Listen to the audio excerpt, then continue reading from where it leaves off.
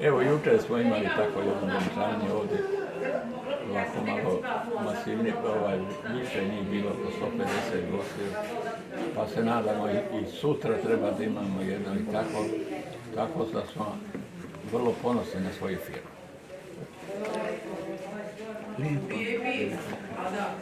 Dosta nemoj se ništa da pametno kaže. Od kuda su nam ta sredstva, nažalost nemamo neki način donacija, ali nam pomažu ove firme, Ideja, koje imaju još. Ponovit ćemo to. Ideja i kako već ona zove na... Maksi da nije... Isto trgovinska, jel? Možda firme ne morate, ali kažete da vam pomažu i kompanije, a i neki pojedinci, vidjela sam da pomažu, je tako? Pomažu pojedinci koji... Ali pozovite da pomogu. Kako se zovu ove firme? Evo dole u Nadi Cigandi, Tempo. Pa oni, kad im počne povrće da im... Ništa, ponovite, ko vam pomaže? Ponovite. Pa, pomažu nam banka hrane, oni nam ponešto dadnu, pa onda Ideja, pa Tempo, kad im počne to povrće da im propada, onda oni nama to dadnu, pa mi to preberemo. Pa onda ove pekare, neki je zakon pravilo neko da se ono što se danas peče sutra se ne prodaje u trgovini i onda oni nama daju taj hleb i mi to imamo zamazivač i ostavimo i onda je tako ne kupujemo hleb nego dobijamo to donacije. Ali je sve to trudno spremiti jer to treba za 400 ljudi spremiti na to veliki posao.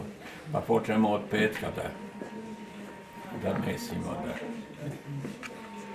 Ali zahvaljujući ovim beogradskim bakama, penzionerima, oni dođete na to pomoći. Inače ne bi mogli sami. Dobro, dosta. Šta vam kažu ljudi koji dođu ovdje da... Šta kažu ljudi koji ovdje dođu, dobiju obrok? Pa nadam se da su zadovoljni.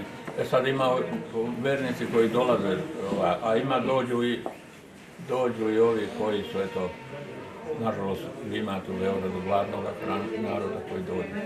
I to samo da ruku. Svima daju. A i preko nedelje uvek ima tu dođu, tako piše. Sada manastir slavi Svetoga Stefana, pa će biti manastirska slava. To je 9. januara, pa izvolite dođite na slavu i da vidite gdje smo. Top. Mi te snimimo ruke. Dobro, evo sad će. Je li zvonilo? Nisam čuo. Ajde, uključite.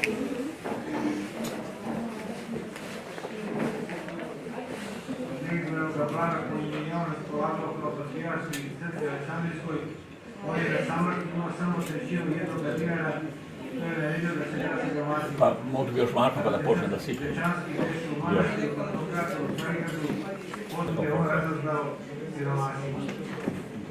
Mislim da o tome kako su ljudi postače žene u domu. Ima i mladih i dolaze mladi. Domaći Bog.